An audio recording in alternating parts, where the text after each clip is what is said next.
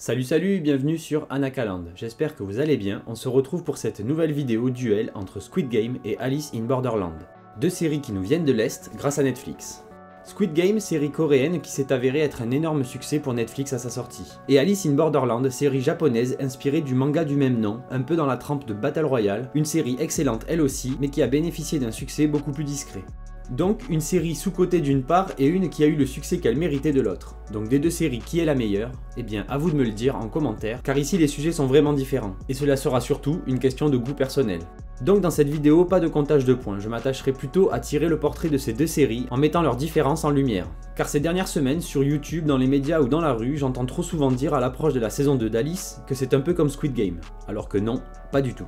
Certes, ces séries mettent en scène des gens qui jouent à des jeux pour leur survie, mais la comparaison s'arrête là. Déjà, Alice in Borderland est sortie un an plus tôt, mais les sujets traités sur le fond et surtout sur la forme sont très différents. Il y a une série qui est plus un thriller réaliste, alors que l'autre est un récit fantastique. Mais ne vous inquiétez pas, on va voir tout ça en détail. Et avant que la vidéo ne démarre, pensez à vous abonner pour soutenir la chaîne.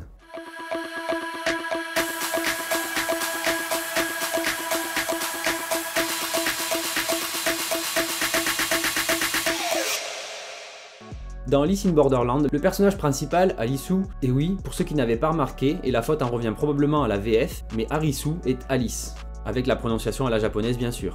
Donc Alice est un jeune homme japonais, un peu hikikomori sur les bords, qui a donc abandonné ses études malgré un esprit brillant, qui l'affûte sur ses jeux vidéo, et qui fait la honte de sa famille. Ce jeune homme brillant, entouré de ses deux meilleurs amis, cherche sa place dans la société japonaise, et ses amis Karube et Chota le complètent vraiment au début de la série. Les trois amis sont comme des frères, ils partagent tout, de leurs espoirs à leurs échecs. Et leur complémentarité ne s'arrête pas là, car si Arisu est la tête de leur équipe, Karube en est les muscles et Chota le cœur. Et c'est une sorte de coup du sort qui les mène à ce que l'on appellera Borderland. Coup du destin ou de la malchance, à vous de me le dire. Mais ce n'est pas une critique de ce qu'il est ou de ses choix passés qui l'a guidé jusqu'ici. Toutefois, c'est bien grâce à son esprit et son passé de gamer qu'il pourra survivre et faire la différence. Alors que dans Squid Game, le personnage principal, Ji-hoon, est un adulte, divorcé, qui a raté sa vie selon les critères coréens. Il n'a pas d'emploi, est un poids pour sa mère et a accumulé de nombreuses dettes. Et on peut également dire qu'il n'est pas un très bon père. C'est même le genre de personnage à s'enfoncer encore plus dans les galères plutôt que faire un bon choix, une fois de temps en temps. Et après avoir signé un contrat de renonciation à ses droits physiques pour régler ses dettes, il se retrouve embarqué dans les jeux, avec une petite mise en bouche sur un quai de métro, pour bien s'assurer qu'il est prêt à échanger son intégrité physique contre quelques billets. Et il en va de même pour tous les autres participants, tous vivent dans des conditions qui sont loin d'être épanouissantes et enrichissantes. Donc des personnages bien distincts tant par leur écriture que la mise en scène, qui évoluent dans deux sociétés bien différentes là aussi. Dans les deux séries, on retrouve une bonne dose de critiques sur la société de leur pays. Concernant le Japon par exemple, on a déjà le cas des hikikomori, et ce poids que les Japonais font subir aux jeunes générations pour se forger un avenir qui rentre dans le cadre. On a d'ailleurs une référence très rapide à ça après leur arrivée à Borderland, quand Shibuki dit que sa mort à elle serait une perte pour l'humanité, juste car elle bosse dans une grande entreprise et qu'elle doit avoir un joli diplôme encadré au mur de son bureau, alors qu'en vrai, elle a besoin d'une promotion canapé pour faire évoluer sa carrière. Mais très vite dans la série, on arrête de poser ce genre de questions pour favoriser les compétences dans les jeux et la capacité à gagner des cartes. Dans ce nouveau monde, ce ne sont plus le CV ou le statut social qui importe, mais bel et bien qui on est. C'est même devenu une blague, comme par exemple quand le dernier boss demande à Quina ce qu'elle faisait avant, et qu'elle lui répond « vendeuse de vêtements », alors que lui il parle de ses compétences au combat et de son entraînement. Et en parlant du dernier boss, lui aussi est un excellent exemple de cette opposition entre une société japonaise codifiée et contraignante et ce monde où la survie est le seul enjeu. Lui qui était un véritable hikikomori pour le coup, enfermé chez lui, avec une hygiène qui laisse à désirer et cherchant à vivre réellement, sans pour autant sortir de chez lui, trop oppressé par les normes japonaises, et qui révèle tout son potentiel une fois à Borderland. Il est d'ailleurs l'un des rares personnages à ne pas vouloir rentrer chez lui. En Corée, les enjeux sociaux sont assez similaires, mais le traitement qui en est fait dans la série diffère pas mal. Ici, ce ne sont pas des hikikomori, mais simplement des adultes qui vivent de façon précaire et qui n'arrivent plus à se sortir de leurs méandres financiers. Ça va de Ji-hoon qui a perdu son emploi et n'arrive plus à retomber sur ses pieds. Ok, il est un peu flemmard aujourd'hui, mais rien ne dit que ça a toujours été le cas. Et il y a également les immigrés comme Ali et Sae-byuk qui doivent vivre de petits boulots ou de délits, ou encore des criminels qui ne vivent que par la peur qu'ils inspirent. Et dans les jeux de Squid Game, bien que les chances soient les mêmes pour tous quelle que soit leur position, les personnages restent des losers qui cherchent un raccourci pour résoudre leurs problèmes de thunes. Les jeux en eux-mêmes ne permettent pas vraiment de briller par une quelconque qualité individuelle de réflexion, de stratégie ou d'adresse, à quelques rares exceptions comme le tir à la corde en équipe. Les activités sont celles que pratiquent les enfants dans les cours de récré et ils ne demandent aucune qualité particulière pour gagner. La seule chose qui au final permet à Ji-hoon de survivre, c'est la chance, l'affection qu'a le vieux pour lui, et sa connaissance, et je dirais même sa nostalgie, du temps où il jouait à ces jeux avec ses copains quand il était enfant. Autre différence notable, c'est dans la volonté des producteurs et réalisateurs concernant le côté vitrine de leur pays pour leur série. En effet, Alice est clairement un spot publicitaire pour l'office du tourisme du Grand Tokyo. On a pour presque chaque nouvelle épreuve un lieu emblématique de Tokyo qui nous est montré désert, donc bien différent de la réalité, mais qui nous présente surtout ce lieu comme hors du temps, éternel. Rappelez-vous le jardin botanique lors de la pire épreuve d'Arisu, et aussi Harajuku, le quartier de Kabukicho ou encore Shibuya Crossing que l'on voit au début et à la fin. Un coup blindé de monde et un coup complètement vide. D'ailleurs, je me demande souvent comment ils ont pu vider de tels lieux pour y tourner ces séquences. Est-ce qu'ils ont fait ça pendant le confinement? Ou est-ce la raison pour laquelle la production de cette série prend autant de temps? Tout de même 2 ans et 12 jours entre la première et la seconde saison. Donc de l'autre contrainte, mais auquel ils s'attellent tout de même pour nous présenter des lieux toujours plus magnifiques dans cette série. Et la saison 2 ne sera pas en reste là non plus, au vu des quelques images du trailer. Alors que s'il y a bien une ville en Asie qui n'a pas vraiment besoin de faire sa pub, c'est bien Tokyo. Et à l'inverse, la Corée qui essaie de ramener de plus en plus de touristes étrangers chez elle, n'a pas fait le moindre effort dans Squid Game. Par exemple, à aucun moment de la saison je me suis dit « Waouh, super ce spot, j'aimerais bien le visiter ». Mais la raison c'est que Squid Game tente de garder un point de vue proche des personnages en ne nous montrant que les petits quartiers dans lesquels ils vivent. Point de vue qui change d'ailleurs lorsque Ji-hoon fait son dernier pari avec le vieux dans le building. Comme je l'ai dit, dans Squid Game, on nous place au même point de vue que les participants. On est nous aussi coupés du monde, et même de la lumière du jour. Là où Squid Game a mis le paquet, c'est sur ses décors et surtout ses costumes. Déjà avec les tenues rouges et les masques qui ont dû être le déguisement d'Halloween le plus vendu dans le monde en octobre 2021, et les masques des VIP et de Lot qui sont somptueux, ou encore celui du leader, tout aussi emblématique aujourd'hui. Et concernant les décors, de l'excellent travail, pour créer cette identité visuelle qui mêle démesure et couleurs vives, et avec ces escaliers qui semblent sans fin qui donnent des plans magiques. Tout dans cette série est fait pour déstabiliser autant les participants que les spectateurs, en mêlant ses couleurs et ambiance enfantine à la mort gratuite et violente de tous ces gens. Et en parlant d'ambiance, la musique n'est clairement pas en reste là aussi. Chez Squid Game, le morceau Beau Danube bleu de Johann Strauss et les nombreux autres morceaux connus qui ont eu un petit lifting, soit jazzy, soit plus classique, sont parfaites pour poser cette double ambiance. Car ce sont pour la plupart des airs que l'on a tendance à associer à des moments fun. Mais pas là, non. Et cet air de flûte magistral qui est ancré dans nos cerveaux aujourd'hui. Ou celui qui s'appelle Pink Soldier.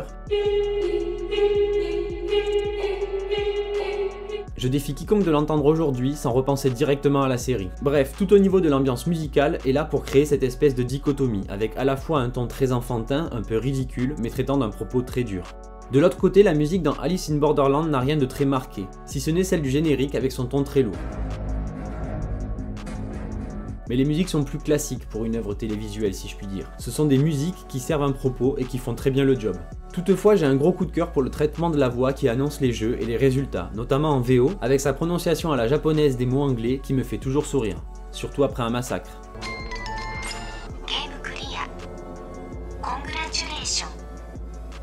Mais clairement, du côté de la Corée, ils ont mis la barre très haut concernant le son et la musique. Dans Squid Game, on nous met face à la réalité qui sous-tend notre espèce. Que sommes-nous prêts à faire pour de l'argent, du confort, et surtout jusqu'où sommes-nous prêts à aller si on nous en donne la permission? Le meilleur exemple est celui de Sang-woo, joueur 218 qui commence en étant un gars bien. Il invite Ali à bouffer des nouilles et il lui paye son bus. Puis, après leur retour au moment du jeu de l'alvéole, alors qu'il comprend quel va être le dit jeu, il prend une décision stratégique en ne disant rien à ses camarades. Sa conscience tente tout de même de le rattraper pendant une seconde, mais il se ravise. Et au final, ce sont ses choix stratégiques qui le font glisser sur la mauvaise pente. Et surtout le contexte, en huis clos avec des règles strictes mais faciles à suivre, qu'il devient ce qu'on voit à la fin. Dans les jeux de Squid Game, il y a une progression qui les mène lentement mais sûrement au meurtre. Les jeux évoluent et deviennent de plus en plus meurtriers. Et pourtant, il y a de moins en moins de morts, me diriez-vous. Mais je parle ici de la façon dont ils doivent gagner les jeux. En effet, au début, avec 1, 2, 3 soleil et l'alvéole, ils jouent seuls et c'est les rouges qui tuent les perdants. Alors que pour le jeu du tir à la corde, c'est les joueurs qui tuent les autres joueurs ensemble, en équipe. Puis en face à face avec les billes, où en plus ils jouent contre leurs équipiers, et enfin lors de mon épreuve préférée, tant elle doit être horrible vu que tout dépend du hasard, celle du pont de glace dans laquelle les joueurs doivent devenir des assassins pour avancer et survivre si ceux de devant refusent de se lancer. Donc tout est étudié dans cette série pour rentrer dans la tête des joueurs qui sont complètement coupés du monde encore, et même du cycle naturel du soleil pour les fragiliser psychologiquement et les transformer en meurtriers. Et du côté de chez Borderlands, les enjeux sont bien différents, seule la survie est à la clé dans ces jeux. Il n'est plus question d'argent ou de confort mais simplement de vivre quelques jours de plus. À Borderlands, il n'y a aucune autorité qui dicte une conduite, ou tout simplement qui explique le pourquoi de ces jeux, ni où ils se trouvent. Tout dans la première saison est nappé de mystère. Les personnages savent seulement que s'ils ne jouent pas, ou qu'ils perdent, ils mourront. Tout ceci est donc bien plus fantastique, dans le sens littéraire du terme, un monde normal dans lequel un événement inexpliqué provoque une histoire. Ainsi, ce côté fantastique aura tendance à édulcorer ce que le spectateur voit, ce qui n'est pas le cas du côté de Squid Game, qui est beaucoup plus ancré dans le réel. À Borderlands, on assiste à un retour à l'état sauvage chez certains, avec des comportements plus instinctifs que sages pour survivre. Dans Alice in Borderland, il n'y a aucune règle comme je l'ai dit, si ce n'est celle des jeux bien sûr, mais en dehors, ils sont totalement libres, ils ne sont même pas obligés de participer au jeu après tout. Et la difficulté et le type de ces jeux semblent aussi aléatoires, sauf peut-être pour le 10 de cœur qui lui attendait le bon moment pour apparaître. De plus, on découvre dans la première saison les règles de la plage, cette utopie créée par le Chapelier, cette micro-société qui s'est mise en place sur du long terme. On voit notamment le Chapelier créer la troisième règle sur les traîtres dans un flashback d'Aguni, donc bien longtemps après les deux premières. Donc cette tentative de créer un semblant d'ordre au travers de règles que tous doivent respecter et qui se sont mises en place dans le temps, en réaction à des événements souvent dramatiques provoqués par ce retour à la violence sauvage dont j'ai parlé plus tôt. Quelque chose de bien plus organique donc, et de bien plus réaliste, même si très loin du monde réel. Tout ceci en totale opposition aux nombreuses règles de la société au rond, carré, triangle, et je ne parle pas de PlayStation ici, surtout celles qui touchent les rouges, qui ne doivent pas se parler, montrer leur visage, et toute désobéissance entraîne la mort, et le leader, avec son masque noir trop stylé, veille au respect de ces règles. Donc concernant les règles tant par leur nombre que leur côté strict, mon esprit fait très souvent une analogie avec la prison, avec un couvre-feu et un contrôle total sur le rythme de vie de ses participants. Ou en tout cas ce qu'une prison un peu spéciale pourrait devenir dans une fiction du genre, dans lequel on pratiquerait plutôt les travaux forcés que la simple incarcération. Et les rouges seraient autant des gardiens que des victimes là aussi, prisonniers de leur routine, de ces règles et aussi privés de contact pendant le déroulement des jeux, encore un moyen d'affaiblir leur esprit, et encore une fois avec des règles extrêmement dures et rigides. Par exemple, on envoie certains trafiquer des organes pour se faire plus d'oseille, donc ils ne doivent pas gagner tant d'argent que ça en travaillant, et ils risquent également leur vie qui a même moins de valeur pour les chefs que celle des joueurs. On ignore toujours qui est le maître du jeu à Borderlands à la fin de la saison, et comme le dit Shishiya avec humour, ça pourrait être Dieu, des extraterrestres, peut-être même qu'ils sont morts et qu'ils sont en enfer, on ne sait pas. Ce qu'ils prenaient pour les maîtres du jeu n'étaient en fait que les dealers dans l'ombre, et même Mira que l'on voit à la fin n'est probablement pas non plus la grande maîtresse du jeu, en tout cas pas du jeu de Borderlands dans son ensemble, je penche plutôt pour la maîtresse du 10 de cœur qui a manipulé la plage pour en arriver là, pour la mise en place des figures, mais je suis certain qu'il y a encore quelqu'un ou quelque chose au-dessus d'elle. Et d'ailleurs la hype est à son comble depuis bien trop longtemps concernant ces figures et la saison 2. Vraiment hâte de la voir dans quelques jours, merci Netflix pour ce cadeau de Noël anticipé. Alors que dans Squid Game, la saison se finit quand nous et le personnage principal, Ji-hoon, apprenons pourquoi et surtout qui a mis en place ce divertissement pour Riche Tordu. Et pour finir la vidéo, parlons de l'ouverture sur la prochaine saison qui est très claire dans Alice in Borderland. On sait que les personnages vont maintenant devoir passer au niveau supérieur en participant au jeu des figures. D'ailleurs, le dernier trailer sorti pour cette deuxième saison soulève pas mal de questions concernant justement Mira et ce qui semble être ses complices ou amis ou partenaires, ou encore à propos des résurrections d'Aguni et Niragi que je croyais morts. Et le trailer laisse également penser que l'on va enfin avoir pas mal de réponses à nos questions dans cette deuxième saison. Qui sont les organisateurs de tout ça? Où sont-ils? Comment rentrer chez eux si c'est seulement possible? Bref, beaucoup de questions auxquelles j'espère avoir des réponses dans cette deuxième saison. Alors que dans Squid Game, on a très peu d'infos sur la potentielle suite, si ce n'est quelques indices à la fin comme la possible survie du flic, son frère ayant fait exprès de lui tirer dessus mais sans toucher de points vitaux, seulement son épaule, alors que plus tôt, il a effectué des tirs de précision comme la main du docteur de l'autre côté de la cour de récré géante. Et là, à quelques mètres, il rate son frère. Ou encore le possible indice quant à la couleur des cheveux de Ji-hoon, car de toute façon je ne le vois pas revenir dans le jeu en tant que joueur, donc peut-être plus en rouge, comme sous-fifre du nouveau maître du jeu, qui lui aussi avait apparemment gagné plusieurs années auparavant.